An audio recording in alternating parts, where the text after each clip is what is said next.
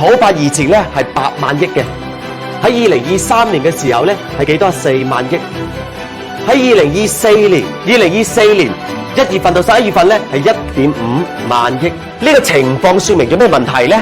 講明土地供應量咧只有高峰時候嘅20% 都唔到，而且佢入邊咧係仲包含咗好多機構攞地嘅喎，譬如城投攞嘅啦，或者係邊個機構攞嘅。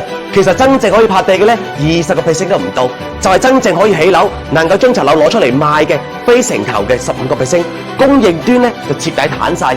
咁啊，需求端係點㗎？2024年926動要講話之後，市場開始小陽春，開始復甦。目前我哋開發速度咧已經超過2019年嘅巔峰，即係我哋嘅需求一啲都冇減少到。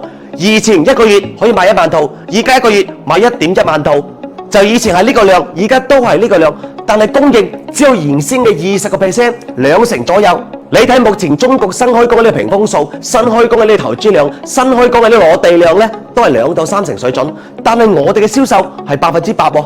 攞深圳打個比喻，深圳已經完全無房可賣，成個深圳剩得2萬零套樓，但係深圳一個咁大嘅城市，佢一個月係可以消化1萬零套，所以深圳目前只有2個零月嘅庫存。庫存方面咧，全中國都喺度清，成個房地產庫存方面咧，供求比非常好。又講翻政策，目前房地產咧係達到歷史最利好、最和氣嘅時候，係最有希望將房地產拉起身嘅情況。就係邱老師講價格呢樣嘢咧，佢其實係一個波浪形 M 字形。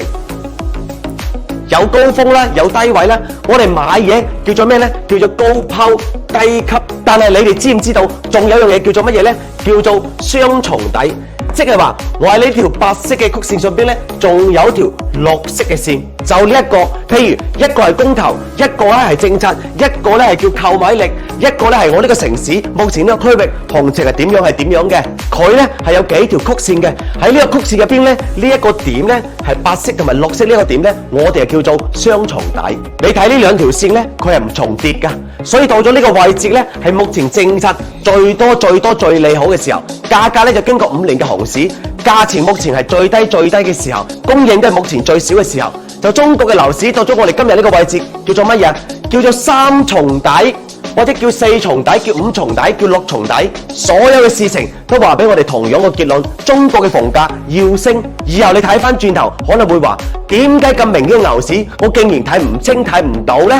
真係想冚自己2巴，已經咁明顯啦，我竟然冇入到市喎，咁多利好嘅疊加，我竟然睇唔到睇唔清，所以話人生最好嘅發財機會呢，就喺眼前，千祈唔好錯過，捉住機會，一輪升勢呢，就嚟起飛，可以令到你嘅淨身家、淨資產翻10倍。